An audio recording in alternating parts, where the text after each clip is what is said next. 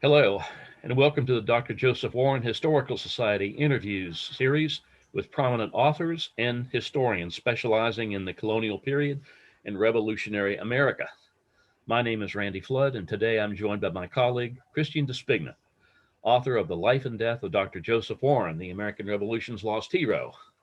Well, this presentation is brought to you in cooperation with the Real American Revolution public television series and the American Revolution Consortium for Civic Education. So, Christian, let's introduce our guest today. Thanks, Randy. Nick Bunker, a Londoner by birth, is an author, historian, and former journalist. He attended King's College, Cambridge, where he graduated with a degree in English literature, and he received his master's degree at Columbia University Graduate School of Journalism.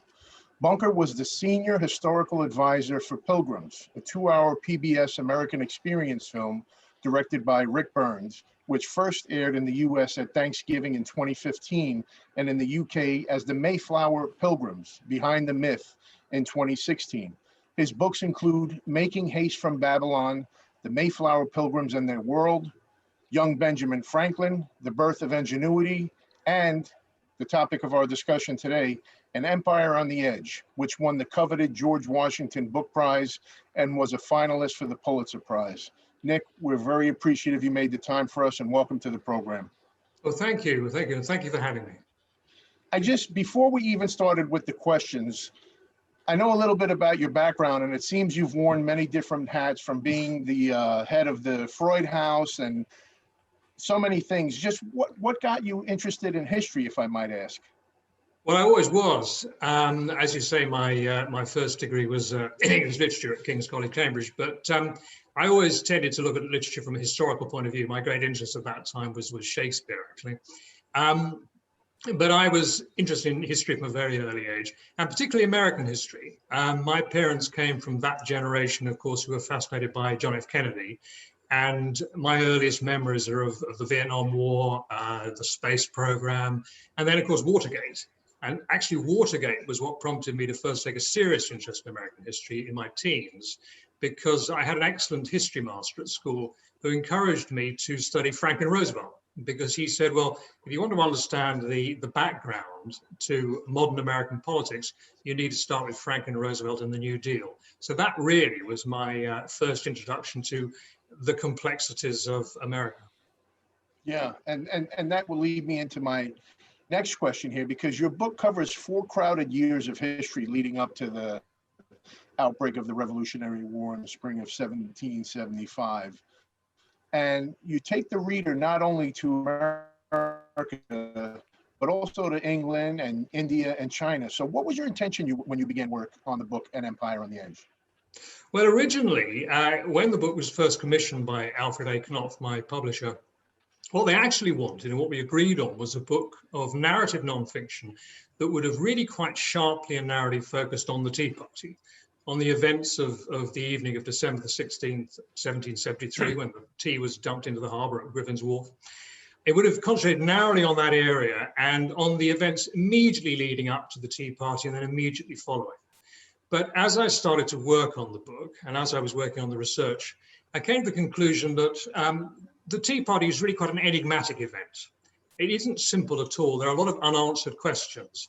And my feeling was that rather than wrench it out of its context, as it were, I thought it would be better to put it inside a rather broader, longer history of that period to which you referred, the 4 years leading up to the very moment when the shots ring out at Lexington. And my book ends very specifically at that moment. I don't intend to deal in the book with the military history of the war, which I regard as being a very kind of specialized area. I mean, I'm not really a military historian, so the book ends at that moment. The Tea Party comes right in the middle of the book, and then everything else kind of surrounds the Tea Party. Well, Nick, not a lot of historians really focus on a very unique part of your book, which I'm going to ask you this next question, when it begins with a chapter called The Tiger's Mouth, which describes really the China tea trade at the 18th century and really examines the real role of the British East India Company. A lot of people don't focus on that particular aspect of it. So I'd like to know, how did you do your research in this part of the book, and what new discoveries did you find? Well, actually, there's been quite a renaissance of study of the East India Company in the last few years. I mean, particularly there's been a very good book indeed by William Dalrymple called The Anarchy, which is about the East India Company in India. But at the time I began the research, it wasn't the case that there was a huge amount of focus upon the East India Company, because I did much of the work back in 2011, 2012. And what I was using was the East India Company records. Now, they used to be in a place called the India Office Library, which was part of the British Civil Service, actually. And now they were then transferred to the British Library. And that was really what I worked on.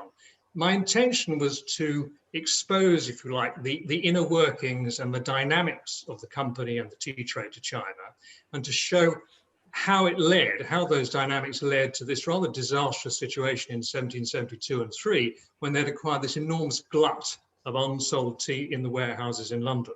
And I wanted to put that into kind of global context, in the global context of British trade to the Far East, both to India and China, in the context of a credit boom that had occurred in both Europe and England in the 1760s, and also to show how this came to have the kind of disastrous consequences that it did in North America.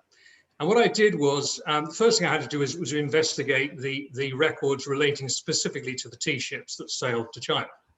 Now, this is quite a demanding task, but also a very enjoyable one, because the archival material relating to those matters is very, very extensive, and it's in excellent condition, really superb condition.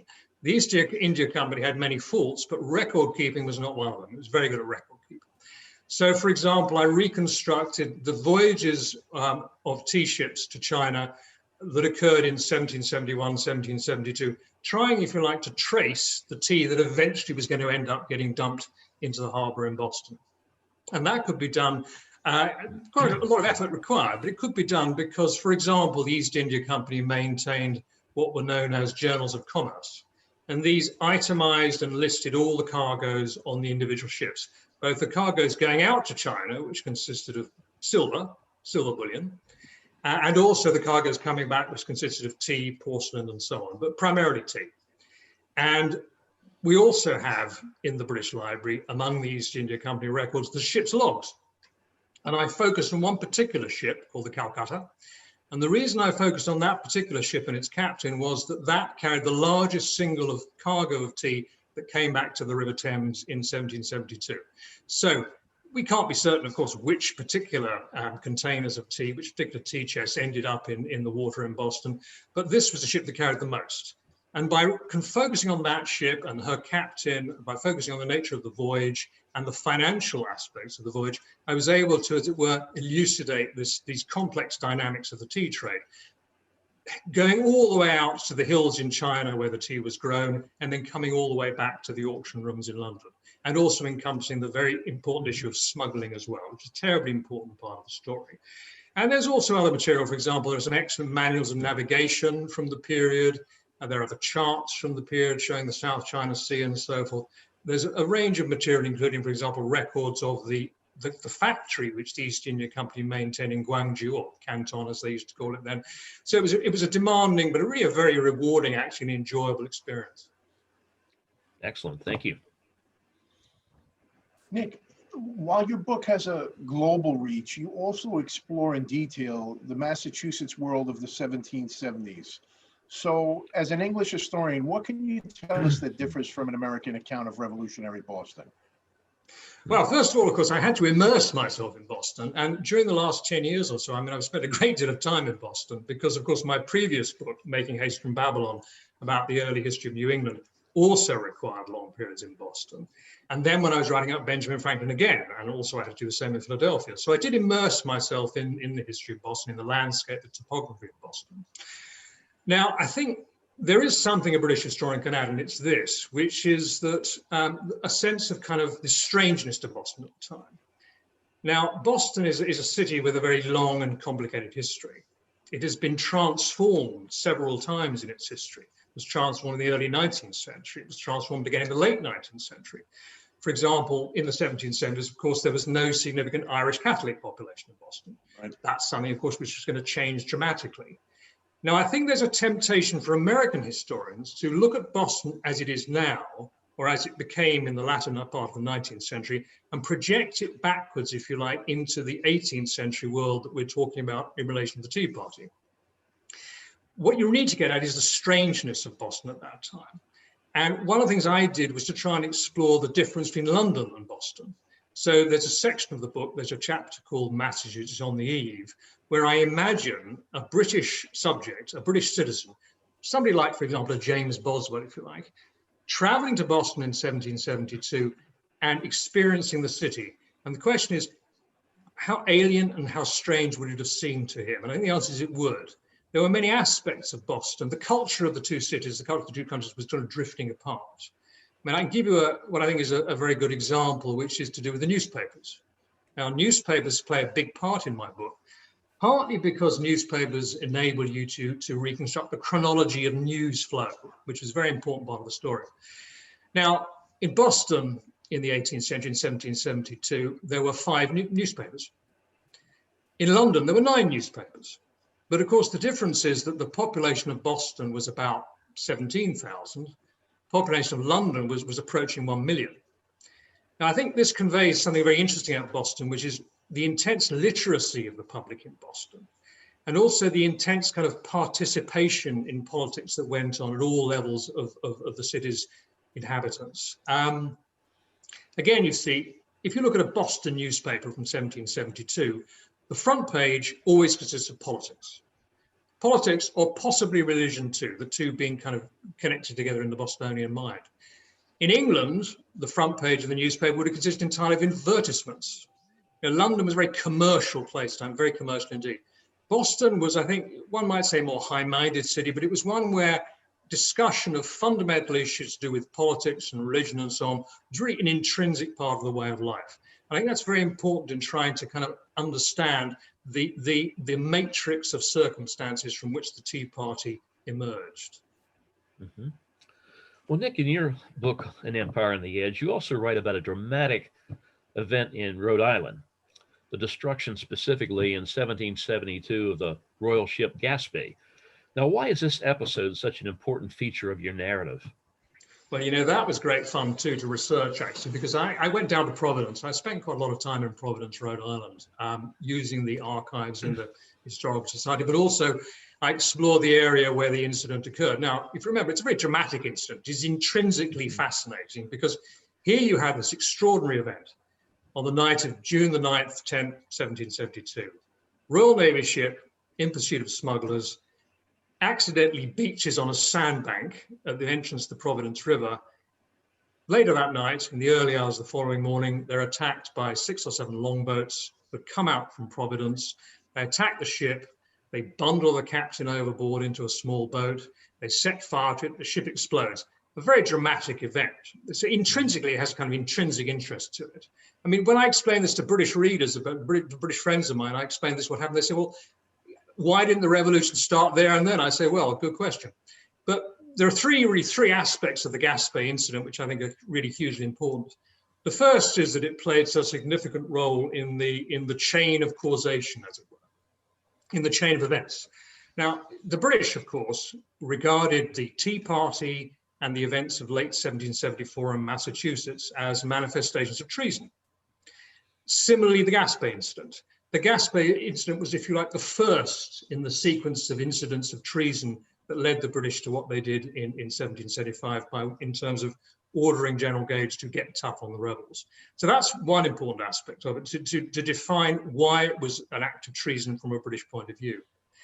I think the second thing that interested me about it was that it was kind of an emblem or an epitome of the kind of general state of lawlessness that had emerged on the American coast. It was all part of the vexed question of smuggling, which of course seriously upset and antagonized the British, who were finding it impossible to bring back any significant customs revenue from what is now the United States. But the third thing that interested me about it really was the kind of clash of cultures that was involved.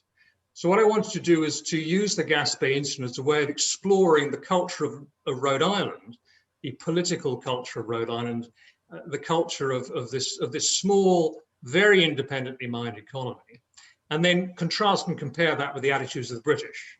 there was a huge cultural discrepancy between the British on the one hand, the Rhode Islanders on the other. And that was a way, if you like, of getting into this issue of the clash of cultures, which is so much a part of the book.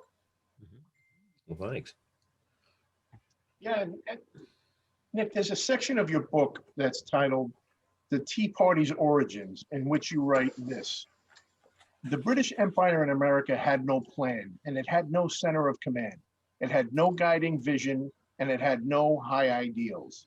So if the British had been able to find a plan or a guiding vision for their North American empire, could they have saved it from collapse? Well, it's really a central question. Now, I think the first question one has to ask oneself is, were there fundamental forces or factors that were making for a terminal rift between Great Britain and what is now the United States, the 13 colonies? And the answer is probably there were. I mean, the question of frontier expansion, I think, was eventually going to provoke a rift. Whatever occurred, whether there was a Tea Party or not, whether there was a tea crisis or not, there was going to be an issue about frontier expansion. However, that rift, a rift to do with the frontier, might have taken a number of years to develop. The British might have been able to stave off, as it were, the inevitable hour until perhaps early in the 19th century, at which point, of course, the situation would have been very different. If they had staved off the crisis until, let's say, 1810 or 1820, by that time, of course, the South would have become a much bigger issue for them, because of the South, with the rapid development of the cotton economy, the slave-based cotton economy in the South, that would have changed the entire terms of the debate. And it might be, for example, the British might have been able to retain the South while losing the North. But of course, what actually happened, of course, the British had no plan. They did not stave off the disaster.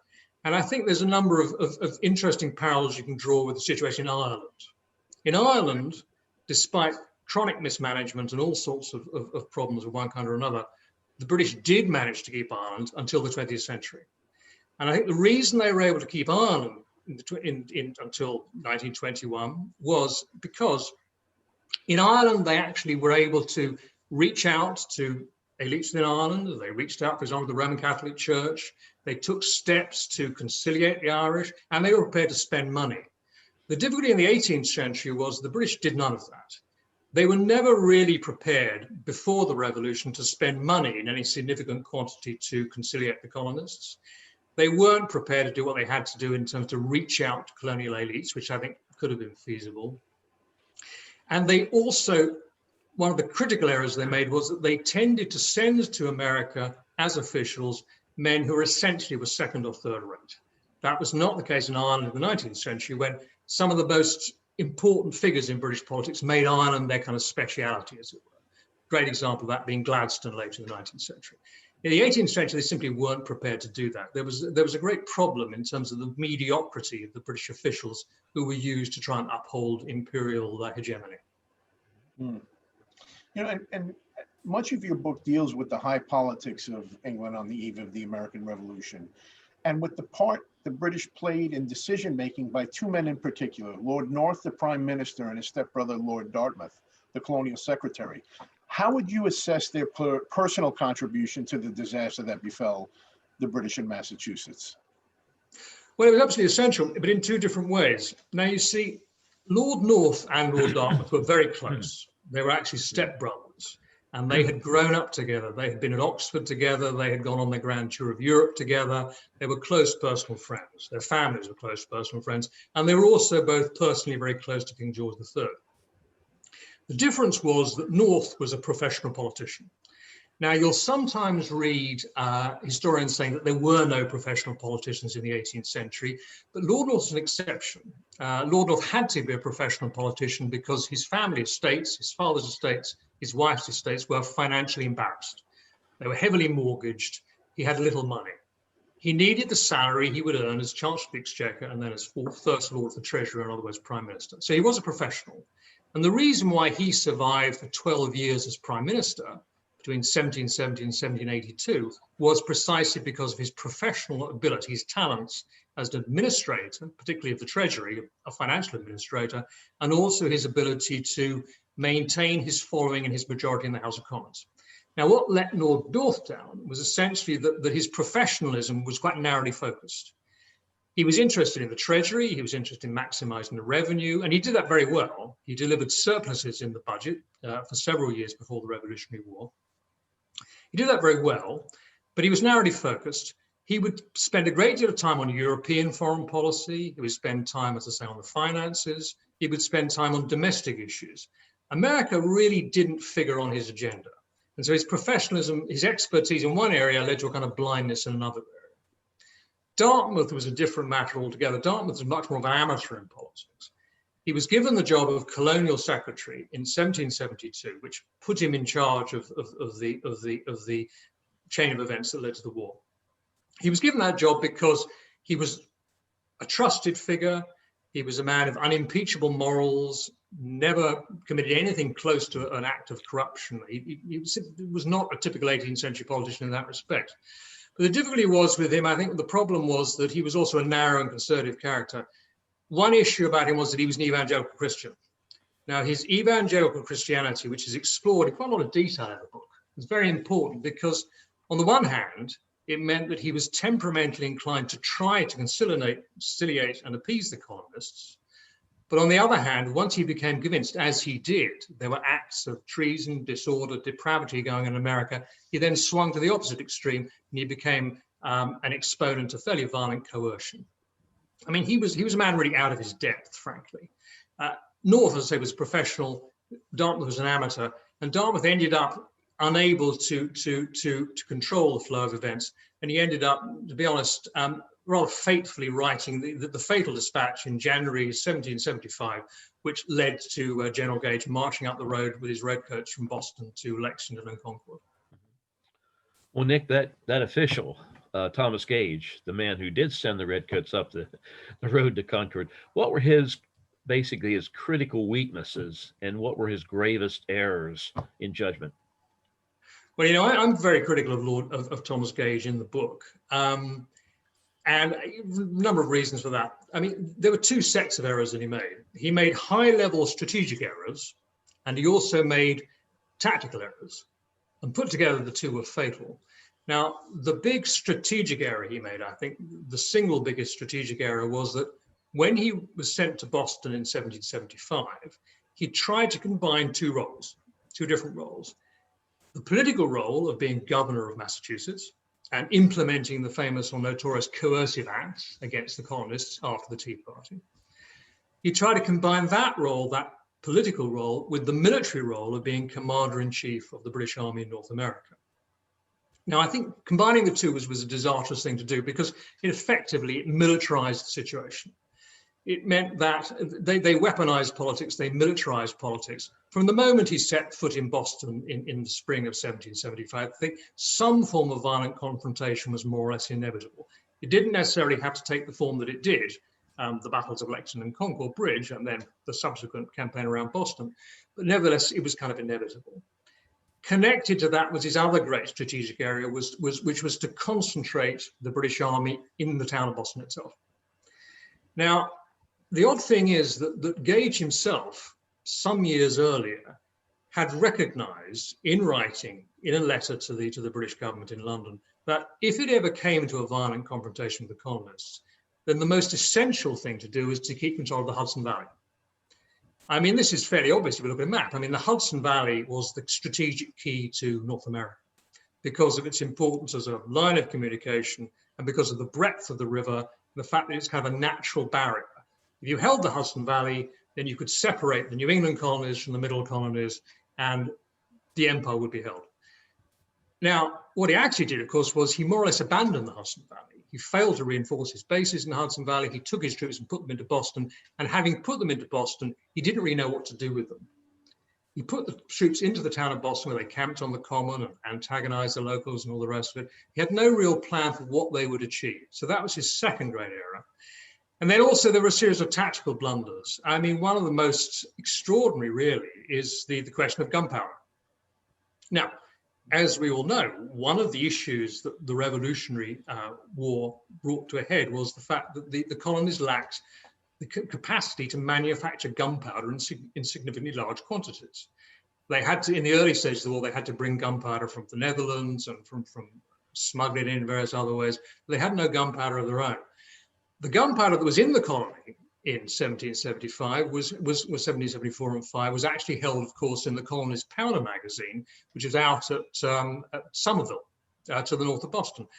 For some bizarre reason, when he arrived in the spring of 1775, Gage did not take immediate steps to impound the gunpowder, bring it into the town, and deprive the colonists of the use of it. By failing to do so, he then precipitated the famous powder alarm in early September, which of course became one of the flashpoints of struggle, if you like. That was a characteristic kind of Gage era. Yeah, there are other errors too. I mean, one thing that struck me as very interesting was his failure to anticipate the role that cavalry might play in the war. When the war began, he had no cavalry at all in Massachusetts.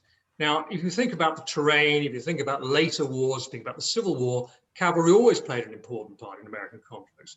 If he'd had cavalry, then Concord and Lexington might have been a very different story. If he'd been able to use cavalry in their traditional function, light cavalry, to reconnaissance, to reconnoiter the terrain, he would not have been caught unawares in the way that he was. So that's another example. There are a series of errors. The fundamental problem, I think, which I summed up in a phrase in the book, is that he was what I call a bureaucrat in scarlet.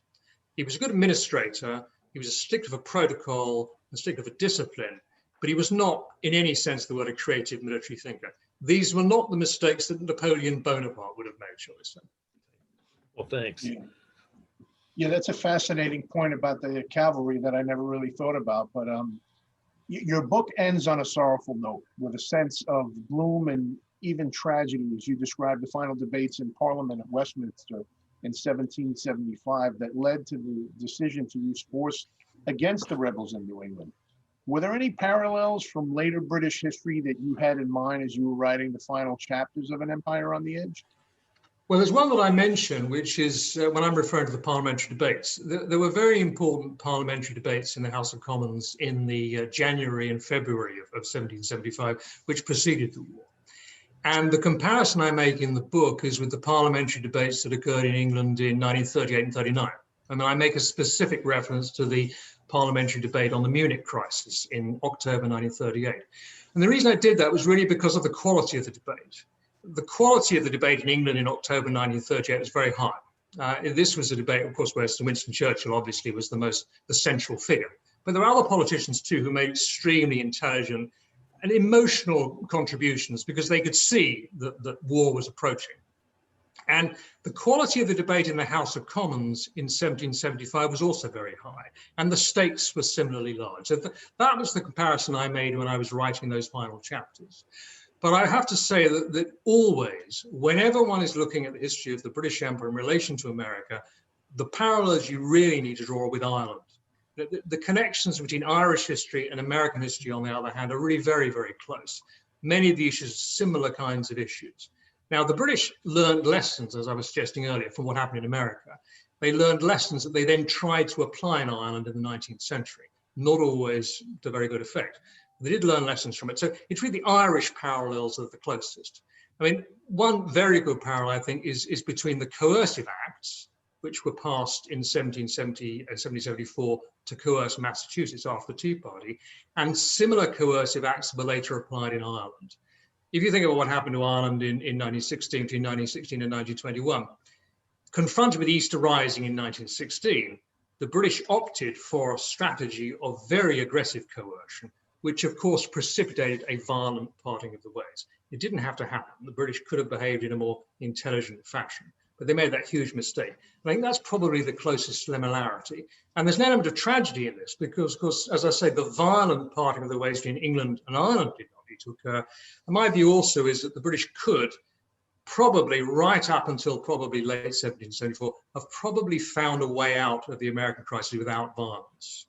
They could not have continued to run the empire as they had been doing, but they might have been able to find a way that avoided the kind of bloodshed that actually occurred. Mm-hmm. Well, Nick, we touched on this a little bit at the outset of the interview, but what was there in your own career or perhaps your family background that helped you write this book? Well, there's a couple of things. The family background really has to do with India. My father and both my grandfathers were all soldiers in the British Army in India. And my father was actually in India at the time of the end of British rule. He was there from 1944 to 1947. He was one of the last British soldiers to leave India. He was a corporal in the parachute regiment, and he was very familiar with the history of that period. And he had, like a lot of soldiers in the World War II who went to India, he had no illusions about it. He had quite an acute understanding, my father, of the problems of British rule in India and why, if you like, it had to end. So I kind of grew up hearing my father's and my grandparents' stories about the Indian situation. So it was something with which I was always familiar. Apart from that, one thing that contributed to my writing of the book was the experiences I had when I was in the former East Germany in 1989 and 1990. Now, at that time, I was working for the Financial Times as a journalist, and I was on the financial side of the paper, so I wasn't really supposed to get involved in politics or foreign affairs and so on, but I managed to develop a specialization in writing about German banks and German insurance companies and German financial institutions, which enabled me to spend quite a bit of time in Berlin and Leipzig and so forth, while the situation was unfolding. I mean, I went over there immediately after the Berlin Wall came down, and I was able to explore the former East Germany during the period between the Berlin Wall coming down and the German reunification the following year. And then in the years that followed, my wife and I used to spend our holidays in the former in the former Iron Curtain countries. So we were able to explore the transition. And that was very, very helpful, because my feeling was, and I refer to this in the book, that if one's looking at the way that British rule unraveled in Massachusetts in 1772, 3, 4, 5, there are some parallels with the way that the former East German regime collapsed suddenly in 1989 to 1990. If you recall, it came as a great surprise to people. No, in fact, it shouldn't have come as a great surprise, because there are all kinds of aspects of life behind the Iron Curtain of that period which might have led one to expect that sort of collapse. But nevertheless, there are these parallels which I think I found extremely helpful in terms of understanding the chain of events. Excellent. And I'm sure you're aware of the organization Revolutionary 250 in Massachusetts. So as we approach the 250th anniversary of the Boston Tea Party, how would you like to see 21st century historians re-examine the events at Griffin's Wharf on the evening of December 16, 1770? Well, what I'd like to do is I'd like to see them go back to basics and really have a good close look at the Boston Tea Party. Now, there has been some very good work done recently, of course, on the Boston Massacre, but I think one could do something similar with the Tea Party. There are, as I was saying, there are unanswered questions about it. One of the things I tried to get a grip on when I was doing the research was the individuals who took part. Now, we don't know exactly how many men were involved in the destruction of the tea, but we know that there were at least 58 or so. And the reason I say 58 is because there is a list that survives from the 1830s, a list compiled by a Boston journalist and historian called Benjamin Bussey Thatcher. And that list, if one tries to authenticate and verify the names, actually checks out pretty well. Now, I think it ought to be possible, starting from the Thatcher list, to do a much more comprehensive job than has been done in the past in terms of identifying who the participants were. There are a whole range of records one can draw on. There's the Massachusetts Tax Valuation Inventory of 1771. There's a city directory from 1789. There are records from the genealogical records. There's material from the Revolutionary War files at the National Archives in Washington. There's a great range of material. Now, if one could try and construct an authenticated, comprehensive list of the participants, I think it would lead in all sorts of interesting directions. And it wouldn't be simply an antiquarian exercise. The reason it would be important is because you would start to identify the motivations. It's one of the great questions about the Boston Tea Party in my mind is this: what was actually going on inside the heads of the men who destroyed the tea? How did they think? What did they think they were doing? Did they think they were revolutionaries? Did they think they were simply staging a rerun of the Stamp Act protests of the 1760s? Were they motivated by personal hostility towards Thomas Hutchinson, which would have been perfectly understandable, actually, given the way he had behaved? If one can identify who they were, what their backgrounds were, we might be able to answer a bit more of these questions about the motivation, the ideology, the significance of the event from their point of view. Now, I tried to do some of this myself, but practically speaking, the amount of time I had available in Boston, the amount of resources I had, weren't really sufficient. But I made I made some progress with it. But I think that's something which I think could be done in Boston in the next few years. It would require a lot of teamwork. It would require collaboration between genealogists, academic historians, military historians. It would require huge amount of work, but I think it actually produced extremely interesting results. And it could really give back the Tea Party a degree of salience, a degree of centrality to the story that I think has tended to be lost a bit. Other aspects of the revolution have been focused on much more by historians. I think the Tea Party really needs to be put back front and center. Excellent. Yeah, and well, we wanted to ask you if there's anything you're currently working on that you might be able to share. Well, actually, no, I'm working on a book. My next book I'm due to deliver next year, and it should be published sometime late 22 or 23, early 23. But that's going to be completely different. It's actually about, it's a 20th century American history book. Okay. It's a completely different field. It does relate a little bit to something I was speaking about earlier, which is the former East Germany. But I tend to be rather superstitious about talking about my projects in any detail before I've delivered the manuscript because of what happened with Emperor on the Edge. I mean, I actually had to change direction halfway through the book, through the research. So I tend to be kind of superstitious about mentioning it just in case I find that I have to change the project entirely at the last minute. Right. Okay. Well, we'll look forward to it in either case. Absolutely. Yeah. Nick, I'm waiting for someone to write a comprehensive book about American smuggling that led up to the American Revolution, because it hasn't happened in America yet. That's a very good point. There actually needs to be a comprehensive book about British smuggling too.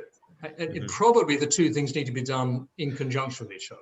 Right. Because of the role because smuggling played such an important part in the development of the colonies, in the development of the British West Indies too. Sure. And they were all connected together, of course, because the material that was being smuggled was often material that had come from England. Sure. So it is an extremely interesting subject and absolutely central to the history of the 18th century, because this was an issue not just in Britain, not just in America. It was an issue all the way across Europe, as far east as the Urals. Smuggling was the great bane of 18th century statesmen. And it was essential, it played an essential role in the causation of a whole series of different incidents of all kinds. I mean, for example, sometimes when I'm giving talks about Emperor on the Edge, I ask people, what was the biggest revolutionary event of the 1770s in the world? And they say, well, the American Revolutionary War. I said, well, actually, you could argue that the most bloody and the most intense period of revolutionary activity in the 1770s was in Russia. It was the Pugachev Rebellion in Russia, which is remembered by Russians as an immensely important incident in their history. A very colorful episode too. And that, again, had partly to do with smuggling. It had to do with the imposition of indirect taxes on the peasantry of parts of southeastern Russia. Smuggling was part of the story. This whole problem, of course, in the 18th century was that the 18th century states of the 18th century in Europe depended pretty much entirely on indirect taxation of items of common consumption, which was why, of course, smuggling became such an issue for them.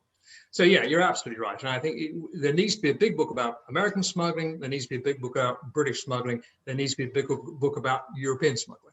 Excellent, excellent. Well, Nick, if you could stay on for a few minutes afterward, we'd appreciate it. So, Christian, why don't you take us home?